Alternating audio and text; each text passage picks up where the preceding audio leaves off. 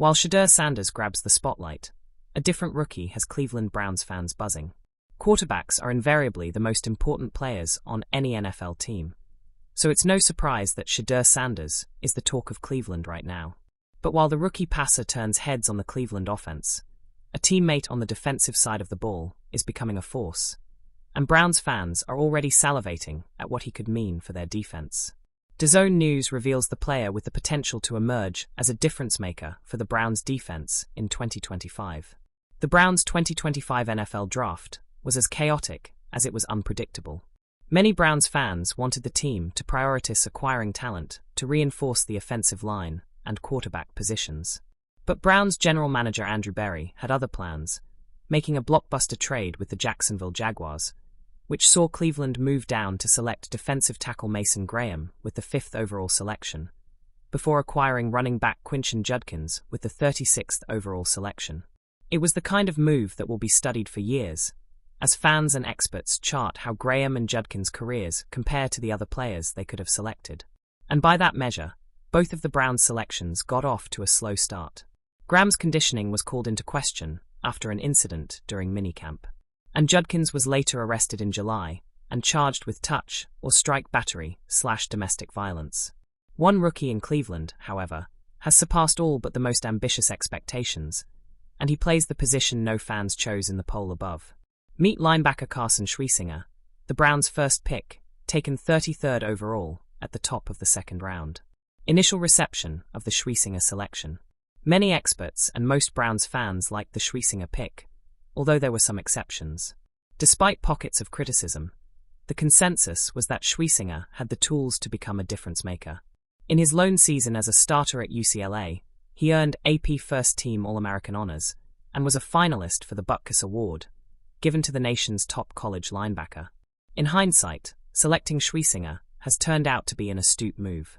While it was already known that star linebacker Jeremiah Owusu-Koramoah would be sidelined with an injury, the subsequent retirement of veteran Jordan Hicks thrust the rookie into a far more significant role than many initially anticipated.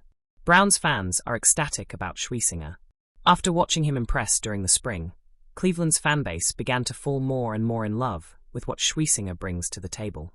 The appreciation of his talents reached new heights after he dominated in the Browns' first preseason game with 6 tackles, a performance which helped him earn the 5th highest PFF defensive grade among the 189 linebackers who have played this preseason. They are not alone with their evaluation. Seemingly, everyone inside the Browns organization has heaped praise on the 22-year-old.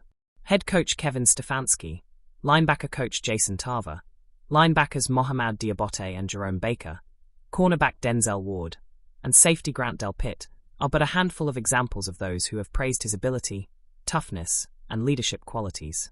My take: it's far too early to suggest he can get anywhere near emulating the legendary Luke Kuechly, but I'm not surprised to see Schwiezinger make a strong initial impression. As day 2 of the 2025 NFL Draft approached, I listed him as the best linebacker still available, praising his sideline-to-sideline range, football IQ, lateral quickness, and potential in pass coverage. He also made it onto my predicted all-rookie team back in May due to his promising skill set. Many early-round linebackers have fallen short of expectations, and many more have needed more time to develop than anticipated. With that in mind, it's reasonable to expect Schwiezinger to show some inconsistency as he adapts to the speed and demands of the NFL. It's a transition that is rarely easy for all NFL rookies. But that doesn't mean I'm tempering my expectations. I think Schwiezinger's upside is as high as several defensive players taken earlier in the draft, and I fully expect him to have a long and very productive career. The lens finds the quarterback first. It always does. It lingers on the huddle's center of gravity, on the cadence, the chin lift, the orbit of confidence around Shedeur Sanders. The rookie's got that camera magnet thing you can't coach.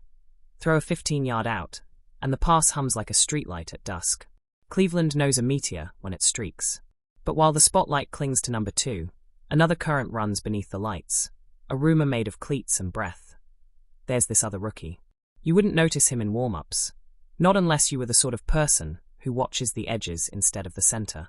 He doesn't jog to the stretching line. He slides there, like a page turn nobody hears but the story depends on. He's wearing a number the stars never want, 40s, 50s, an area code for jobs that bruise first and get paid last. The dog pound learns a name the way the lake learns a shoreline. One wave, then another, then one that hits just right. They call him Micah, Zip, Dunham. Micah because his grandmother liked choir names, and Zip because nobody can catch the first step he takes after seeing a gap.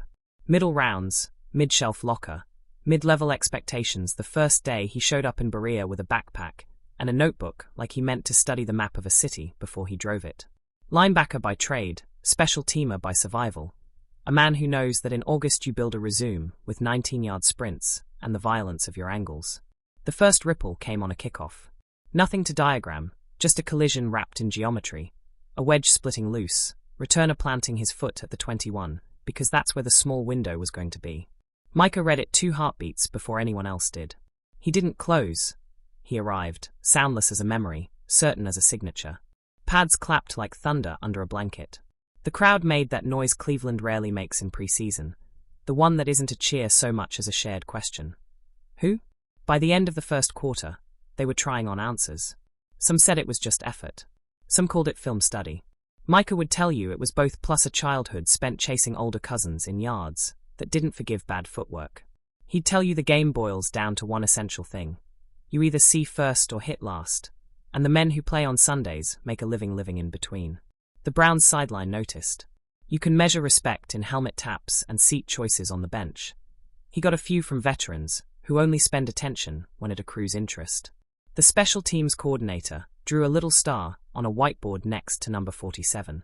The linebacker's coach stopped mid-sentence and rewound a tablet clip, so the room could watch the way Micah used his inside hand to stay clean. "Teach tape," he said, like a benediction. Meanwhile, Shedeur spun the ball and carved out the middle of the field with anticipation, the sort of quarterbacking that turns a stadium into a listening device. He is what the billboards would be if the NFL let billboards play. But anyone who's ever painted a house knows. The gloss only works because something underneath holds it still. On second day,